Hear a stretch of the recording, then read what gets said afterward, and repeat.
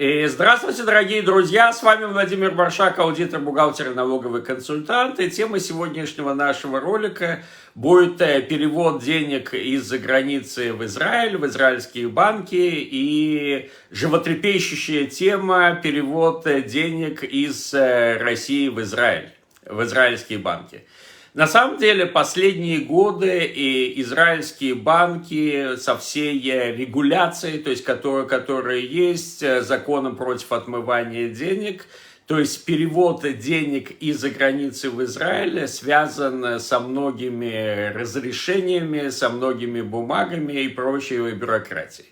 То есть, прежде всего, то есть, когда идет речь о бизнесе, о владельце бизнеса за границей, и владельцы бизнеса в Израиле, то, значит, за границей требуют разрешения аудитора о происхождении денег, то есть это одна бумага, об оплате налогов, значит, из страны, из которой переводят деньги, и от израильского аудитора, от израильского рои-хешбона требуют, значит, бумагу, что, соответственно, клиент оплатил и оплачивает налоги в Израиле.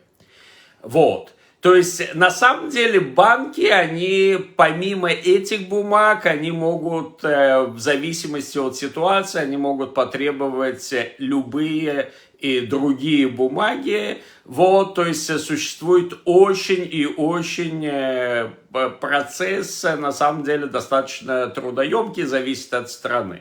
Естественно, когда идет речь о России, переводе России, то есть, что сейчас очень актуально, то это все усложняется в разы, если не в десятки раз.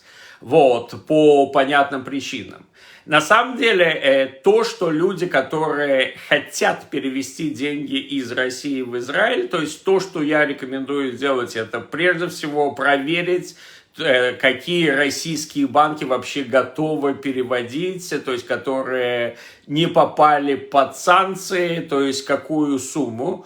У российских аудиторов взять как минимум 2 бумаги о том, что, значит, соответственно, налоги в России были уплачены и происхождение этих средств, обратиться в израильский банк, где есть счет, и, соответственно, проверить, то есть какие бумаги должны быть заполнены, и кем они должны быть заполнены, и кем они должны быть утверждены, аудитором, адвокатом и так далее.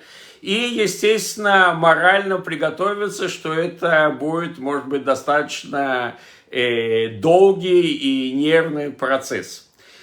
Всего доброго, с вами был Владимир Маршак, аудитор, бухгалтер и налоговый консультант. Ставьте лайки, пишите комментарии. Всего доброго, шаббат шалом.